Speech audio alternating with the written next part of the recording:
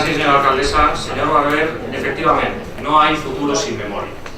La gent s'ha de recordar perfectament de qui ve avui a donar lliçons sobre el pressupost municipal. El regidor d'Economia i d'Hisenda, al que li van declarar tots els pressupostos que va presentar il·legals. Tribunal Superior de Justícia.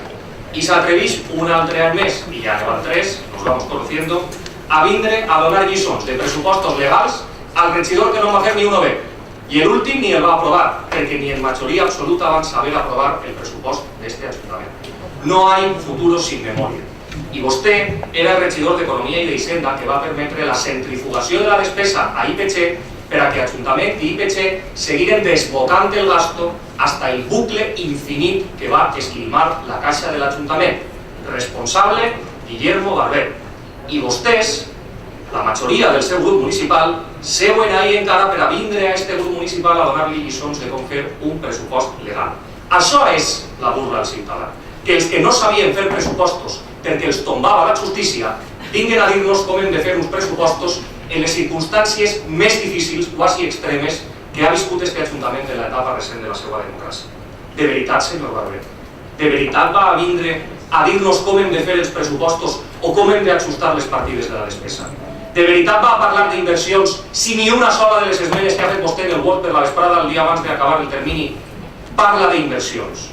Si vostè tan preocupat està per com fer la gandia que creu que vol o a la gandia a la que aspira el partit polític a la que vostè representa, tenia l'oportunitat magnífica en el seu període d'esmenes agarrar i reflectir quina és la seva gandia. Però ve vostè en mitja fulla Word per a la consideració d'este plenari municipal i diu que este gobierno no ha previsto inversions. Què preveia vostè? Vostè no preveia ni la neteja viària i ve a dir-li al govern municipal que consigne la totalitat de la neteja viària quan sap vostè que el que hi havia pressupostat l'any passat i la diferència entre l'any passat i enguany és que ja no hi ha que pagar factures extrapressupostàries de la neteja que vostès van deixar a deure.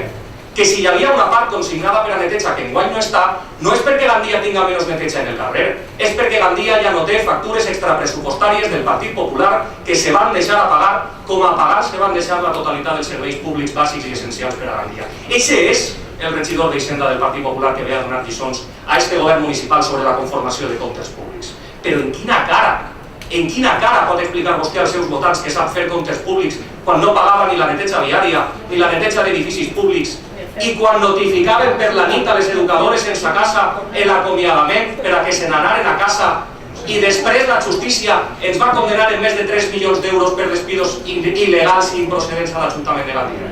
I ara ve a dir-les quan sap que no pot ser que les inclogaven la plantilla. No confonga plantilla en seguretat. No confonga el que és cert amb el que és mentira, perquè tot el que diu està farcit de mentires i perquè sols vostè podria confondre exhaustivitat amb enginyeria financera o sols vostè podria confondre plantilla amb seguretat.